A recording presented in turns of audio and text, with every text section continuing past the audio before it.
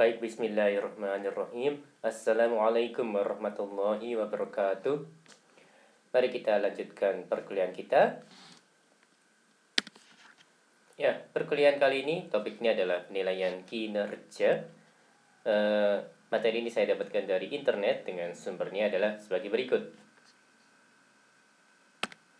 Baik, masuk ke apa arti kinerja atau performance? Menurut Kamus Besar Bahasa Indonesia, ya adalah sesuatu yang dicapai, kemampuan kerja, dan prestasi yang diperlihatkan. Menurut Webster Dictionary, adalah the act of performing, execution, a thing performed, dan efisiensi. Menurut Nelson Dictionary, adalah the carrying out of a task or duty, etc. An achievement dan juga a noteworthy action or feat. Oke, manajemen kinerja. Konsep manajemen kinerja, performance management, perlu sedikit dijelaskan di depan karena saya ulangi lagi.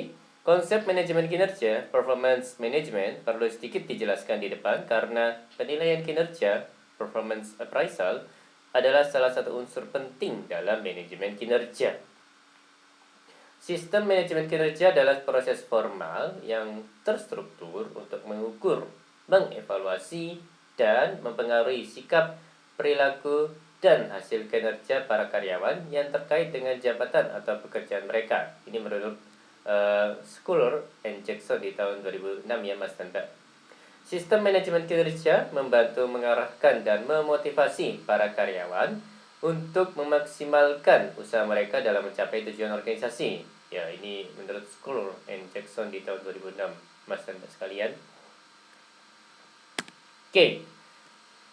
Menurut Mondi di tahun 2008, manajemen kinerja adalah proses berorientasi tujuan yang diarahkan untuk memastikan bahwa proses-proses organisasi ada pada tempatnya guna memaksimalkan produktivitas para karyawan, tim, dan akhirnya organisasi itu sendiri.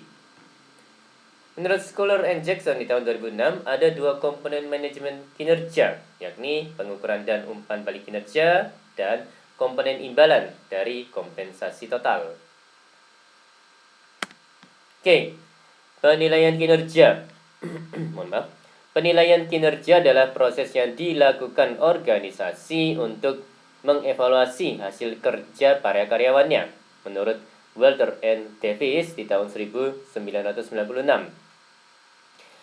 Menurut Mondi di tahun 2008, penilaian kinerja adalah sistem formal untuk meninjau dan mengevaluasi kinerja para individu atau tim dalam menjalankan tugasnya.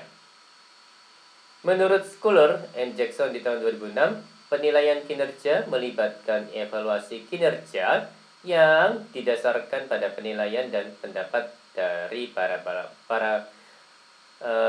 bawahan, rekan kerja, atasan, manajer lainnya, dan bahkan karyawan itu sendiri. Mohon maaf. Oke, penilaian kinerja adalah proses formal untuk mengevaluasi kinerja dan memberi umpan balik menurut Schermerhorn di tahun 1996.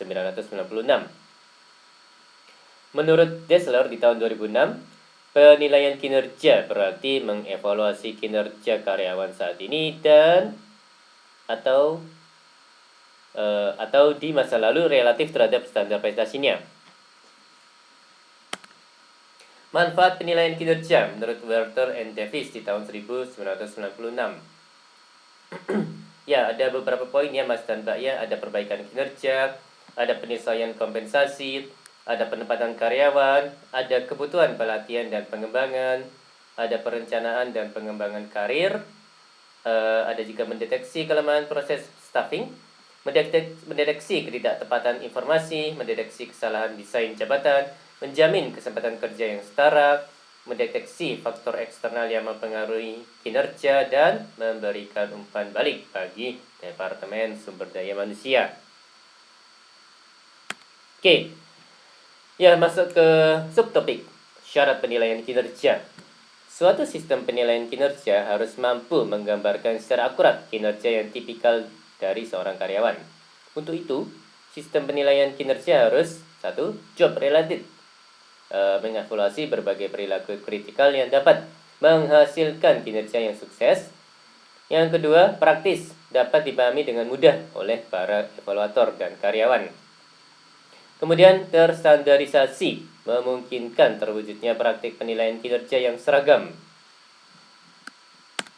Oke, ini elemen-elemen kunci penilaian kinerja menurut Wharton and Davis di tahun 1996.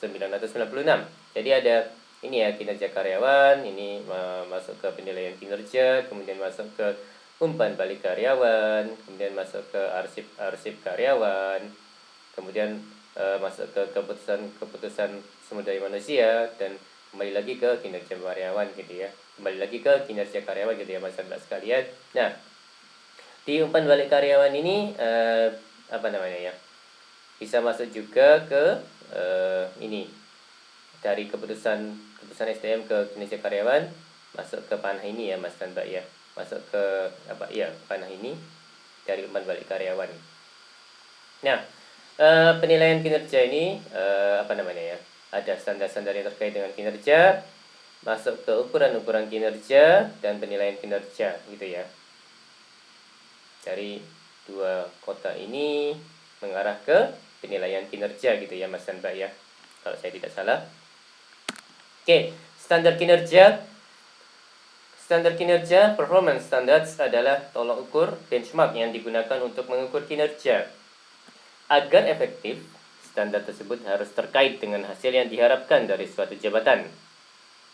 Standar-standar kinerja yang terkait dengan suatu jabatan, job related, bisa diperoleh melalui proses analisis jabatan. Oke, prinsip SMART dalam penetapan standar kinerja. Jadi spesifik, jelas dan rinci, measurable, dapat diukur, achievable, dapat dicapai berdasarkan kesepakatan antara karyawan dengan atasannya. Kemudian result oriented, berorientasi pada hasil, dan time frame, jelas jangka waktu pencapaiannya. SMART ya kalau disingkat Mas dan Mbak. Oke, ukuran kinerja. Masuk ke pembahasan subtopik ukuran kinerja. Ukuran kinerja, performance measures, adalah nilai atau peringkat yang digunakan untuk mengevaluasi kinerja.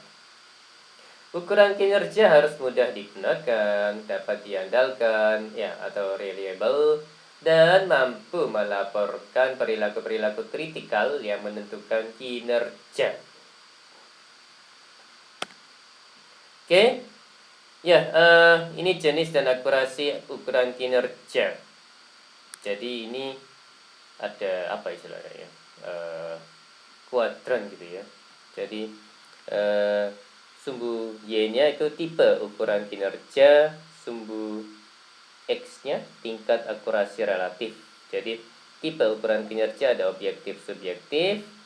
Kalau tingkat akurasi relatifnya dibagi dua, langsung tidak langsung. Nah, kuadran 1, katakanlah ini kuadran 1, adalah tipe ukuran kinerja yang objektif dan tingkat akurasi relatif langsung. Ini sangat tinggi. Ya, seperti ini akurasi ukuran kinerjanya sangat tinggi. Kemudian kalau tingkat akurasi relatifnya tidak langsung dan tipe ukuran kinerjanya objektif, maka tinggi gitu ya. Tingkat akurasi ukuran kinerjanya kalau saya nggak salah. Kemudian yang ini itu tadi adalah kuadran kedua. Nah, yang kuadran ketiga ini ya, katakanlah ini kuadran ketiga. Ini adalah tipe ukuran kinerjanya subjektif dan tingkat akurasi relatifnya tidak langsung, ya, menghasilkan sangat rendah gitu ya untuk kuadran ketiga. Untuk yang kuadran keempat, ini tipe ukuran kinerjanya subjektif dan tingkat akurasi relatifnya langsung, ya, menghasilkan rendah. Oke, menurut Mondi di tahun 2008, ini ya saya ulangi, proses penilaian kinerja menurut Mondi di tahun 2008. Jadi mulai dari mengidentifikasi tujuan-tujuan spesifik penilaian kinerja, kemudian berlanjut ke menyusun kriteria-kriteria kinerja dan mengkomunikasikannya kepada para karyawan, kemudian lanjut ke memeriksa pelaksanaan pekerjaan, kemudian menilai kinerja, kemudian masuk ke mendiskusikan hasil penilaian bersama karyawan. Nah, Dari sini akan jadi feedback gitu ya untuk masuk ke atau kembali ke menyusun kriteria-kriteria kinerja dan mengomunikasikannya kepada para karyawan. Oke, masuk ke subtopik tantangan penilaian kinerja. Dalam merancang sebuah sistem penilaian kinerja yang efektif, kita perlu mempertimbangkan berbagai tantangan berikut ini. Yang pertama, kendala hukum. Yang kedua, batas penilai. Dan yang ketiga, masalah lintas budaya, cross-cultural. Oke, ya ini kendala hukum. Menurut Welter and Davis di tahun 1996 dan Schuller and Jackson di tahun 2006. Negara seperti Amerika Serikat sudah sangat maju dalam mengatur masalah penilaian kinerja secara hukum. Di negara kita, hal ini memang masih belum diatur secara khusus. Namun dengan terbentuknya pengadilan hubungan industrial dipelajari secara khusus pada mata kuliah hukum ketenagakerjaan.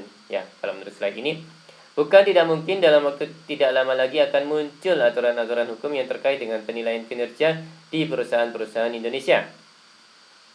Menurut hukum, penilaian kinerja harus bebas dari diskriminasi, ya fair gitu ya untuk semua orang.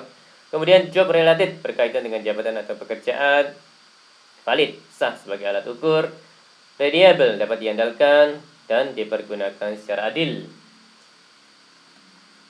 Oke, ini beberapa syarat penilaian kinerja dan umpan balik yang bisa dipertanggungjawabkan secara hukum menurut ini diringkas dari Schuller and Jackson di tahun 2006. Jadi ada harus didasarkan pada hasil analisis jabatan, harus standar dan formal, kemudian standar harus dikomunikasikan kepada karyawan sebelum periode penilaian, ya supaya tahu gitu ya karyawannya. Kemudian data yang digunakan harus objektif dan tidak terkontaminasi. Kemudian pengukuran harus pada dimensi kerja yang spesifik. Kemudian jika yang dinilai adalah perilaku, maka penilai harus punya cukup waktu untuk melakukan observasi. Kemudian untuk meningkatkan reliabilitas perlu ada lebih dari satu penilai. Kemudian penilaian yang ekstrim perlu dilengkapi dokumentasi keperilakuan. Para karyawan harus diberi kesempatan meninjau hasil penilaian terhadap mereka. Para penilai, raters, harus dilatih untuk mencegah diskriminasi dan agar mampu menilai secara konsisten.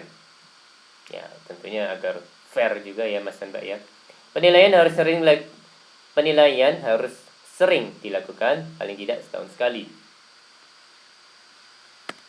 Oke, bias penilai. Bias adalah gangguan ketidakakuratan dalam pengukuran. Beberapa bias penilai, rater biases, yang paling umum terjadi adalah efek halo, kesalahan karena tendensi pusat, central tendency, bias karena kemurahan, leniency atau kekakuan, strictness, bias lintas budaya, cross cultural biases, kemudian prasangka pribadi, personal prejudice, dan efek resensi. Oke, ini masuk ke subtopik metode-metode penilaian kinerja. Ada metode penilaian umpan balik 360 derajat. Ada metode skala penilaian, rating scales method. Kemudian metode insiden kritis, critical incident method. Metode SI method. Metode standar kerja, work standards method. Metode peringkat, ranking method. Metode distribusi dipaksakan, forced distribution method. Metode skala penilaian berjangkar keperilakuan, behaviorally anchored rating scale atau BARS ya Mas Mbak. Kemudian sistem berbasis hasil, results based system. Oke, metode penilaian kinerja ini metode penilaian umpan balik 360 derajat meliputi masukan evaluasi dari banyak level dalam perusahaan sebagaimana pula dari sumber-sumber eksternal. Dalam metode ini, orang-orang di sekitar karyawan yang dinilai bisa memberikan nilai termasuk manajer senior, karyawan itu sendiri, atasan, bawahan, anggota tim, dan pelanggan internal atau eksternal. Jadi 360 derajat bulat gitu ya Mas dan Mbak ya. Oke, metode skala penilaian, rating scales method, menilai para karyawan berdasarkan faktor-faktor yang telah ditetapkan. Para evaluator menilai kinerja pada sebuah skala yang meliputi beberapa kategori, biasanya dalam angka 5-7, yang didefinisikan dengan kata sifat seperti luar biasa, memenuhi harapan, atau butuh perbaikan.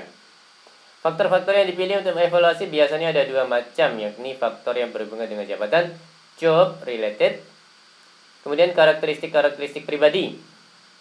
Ya, contoh metode skala penilaian bisa dilihat pada lampiran 9.1. Ya, ini menurut slide ini ya Mas dan Mbak ya. Oke, metode insiden kritis, critical incident method. Metode penilaian kinerja yang membutuhkan pemeliharaan dokumen-dokumen tertulis mengenai tindakan-tindakan karyawan yang sangat positif dan sangat negatif. Ketika tindakan tersebut yang disebut insiden kritis mempengaruhi efektivitas departemen secara signifikan, secara positif atau negatif, manajer mencatatnya. Pada akhir periode penilaian, penilai menggunakan catatan-catatan tersebut bersama dengan data-data lainnya untuk mengevaluasi kinerja karyawan. Oke, metode esai. Esai method, penilai menulis narasi singkat yang menggambarkan kinerja karyawan. Metode ini cenderung berfokus pada perilaku ekstrim dalam pekerjaan karyawan alih-alih kinerja rutin harian. Penilaian jenis ini sangat bergantung pada kemampuan si penilai dalam menulis.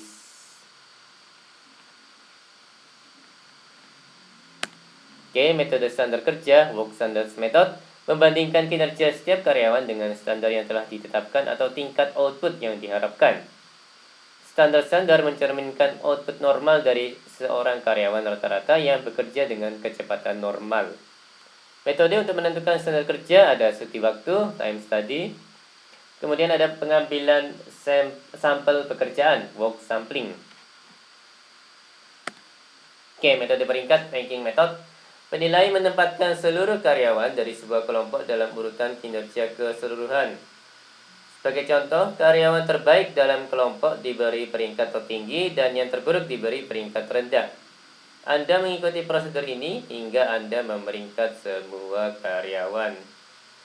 Kesulitan timbul ketika semua orang bekerja pada tingkat yang sebanding, sebagaimana dipersepsikan oleh si evaluator.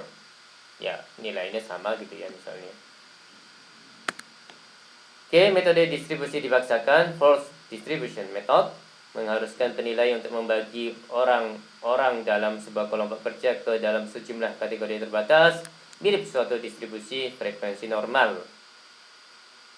Ya, dipaksakan gitu ya, masuk ini gitu. Metode skala penilaian berjangkar keperilakuan, behaviorally and job rating scale, atau BARS, menggabungkan unsur-unsur skala penilaian tradisional dengan metode insiden kritis. Berbagai tingkat kinerja ditunjukkan sepanjang sebuah skala yang masing-masing dideskripsikan menurut perilaku kerja spesifik seorang karyawan. Ya, kalau menurut slide ini, contoh metode BARS bisa dilihat pada lampiran 9.2. Oke, sistem berbasis hasil, results-based system. Di masa lalu merupakan suatu bentuk manajemen berdasarkan tujuan, manajemen by objectives. Manajer dan bawahan secara bersama-sama menyepakati tujuan-tujuan untuk periode penilaian berikutnya. Dalam sistem tersebut, salah satu tujuannya misalkan saja adalah mengurangi limbah sebesar 10% pada akhir periode penilaian. Sebuah evaluasi berfokus pada seberapa baik karyawan mencapai tujuan tersebut. Ya, berdasarkan result, hasil ya Mas dan Mbak sekalian.